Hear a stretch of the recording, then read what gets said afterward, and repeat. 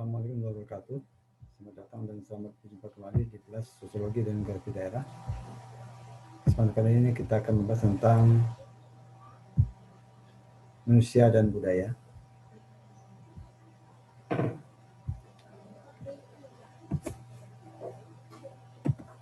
Adapun agenda yang dibahas mulai dari latar belakang munculnya budaya, kemudian definisi kebudayaan, unsur-unsur kebudayaan, dan alkulturasi kebudayaan.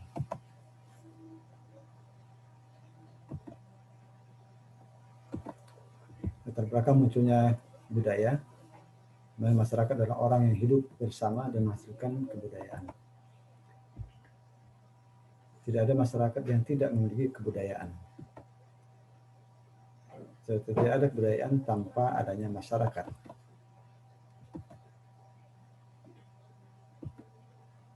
Kalau kita lihat keterkaitan ataupun hubungan manusia, masyarakat, dan budaya, mana kita lihat manusia sebagai makhluk sosial yang dia bermasyarakat, berkumpul secara bersama dalam waktu yang relatif lama, hingga akan menghasilkan ataupun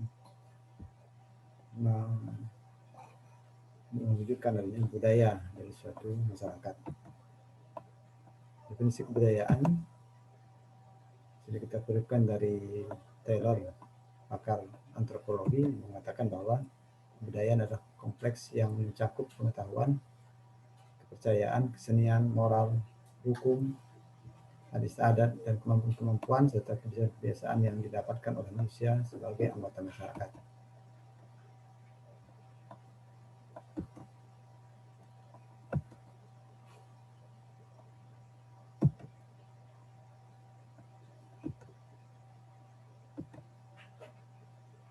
Dalam skala bangsa dan negara, kebudayaan dibagi dua, yaitu kebudayaan nasional atau umum dan kebudayaan lokal.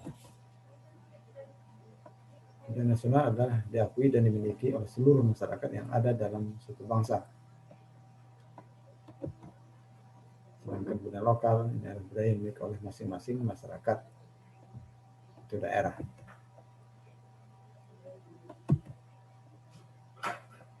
Unsur-unsur budaya yang dianggap sebagai budaya universal. Yang pertama ada peralatan dan perlengkapan hidup manusia, seperti pakaian, perumahan, alat-alat rumah tangga, alat-alat produksi, transportasi. Kemudian kedua adalah mata pencarian dan sistem-sistem ekonomi. Ini adalah seperti pertanian, peternakan. Ketiga sistem kemasyarakatan, ada sistem kekerabatan, organisasi politik, sistem hukum, sistem perkawinan, dan bahasanya, bahasa lisan maupun bahasa tulisan atau tertulis. Kesenian berupa seni rupa, seni suara, seni gerak, dan lain sebagainya. Kemudian yang keenam adalah mencakup sistem kepercayaan.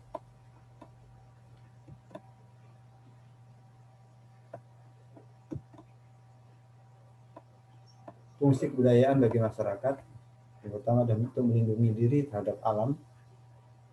Contohnya seperti masyarakat Papua yang berada di pegunungan, gunung dianggap sebagai ibu bagi mereka dan melindungi dirinya. Kemudian juga mengatur hubungan antar manusia,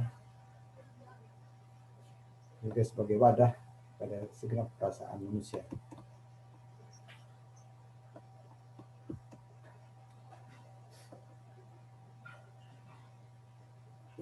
Sifat hakikat kebudayaan menurut Suryono Suranto, kebudayaan terwujud dan tersalurkan dari kelakuan manusia. Kebudayaan telah ada terlebih dahulu daripada lahirnya suatu generasi tertentu dan tidak akan mati dengan habisnya usia generasi yang bersangkutan. Kemudian kebudayaan juga diperlukan oleh manusia dan diwujudkan dalam tingkah lakunya. Kebudayaan juga mencakup aturan yang berisikan kewajiban, tindakan-tindakan yang diterima dan ditolak, serta tindakan-tindakan yang dilarang dan tindakan-tindakan yang diizinkan.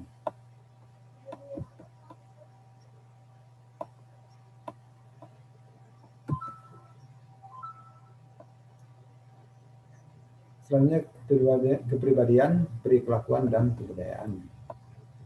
Kepribadian merupakan latar belakang perilakuan manusia. Kepribadian juga menunjukkan pada sikap dan pikiran individu, bukan pada tindakannya.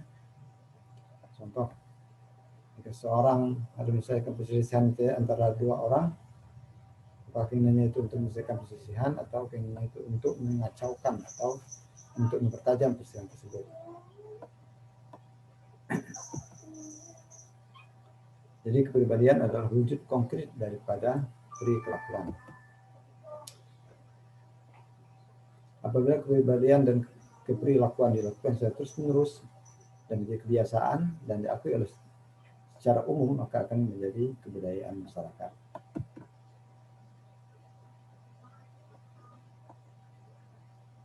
Pada perkembangan selanjutnya, kebudayaan dapat mempengaruhi kepribadian individu. Seperti lingkungan berbasis budaya Islam, ini lebih banyak mempengaruhi kepribadian Islami individu yang ada di sekitarnya.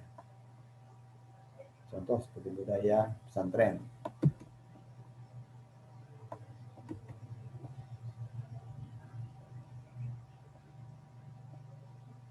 Beberapa kebudayaan yang dengan nyata mempengaruhi kepribadian.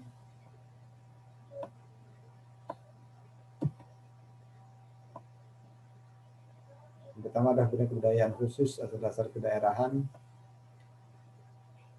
Kemudian kebudayaan cara hidup di desa dan di perkotaan.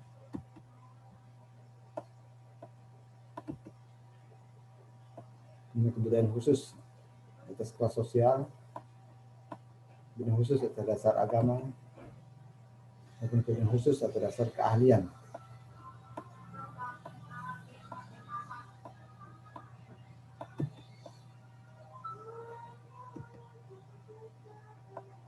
Alkulturasi kebudayaan ini merupakan proses pencampuran antara dua kebudayaan atau lebih,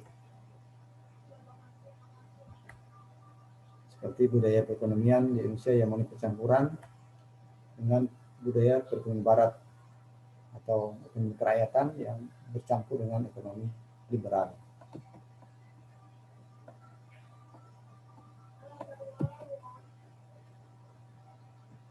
Unsur-unsur kebudayaan asing yang mudah diterima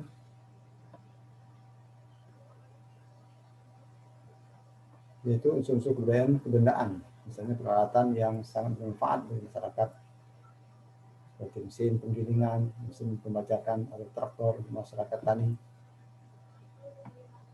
Kemudian unsur-unsur yang terbukti membawa manfaat besar, misalnya internet, komputer, handphone, dan lain-lain.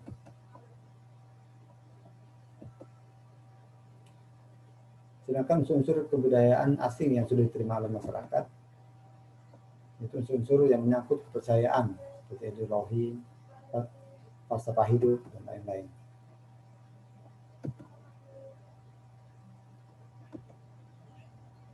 Nah, pada alkulturasi budaya ini terjadi kegoncangan budaya atau yang disebut dengan cultural shock bagi masyarakat yang sulit menerimanya.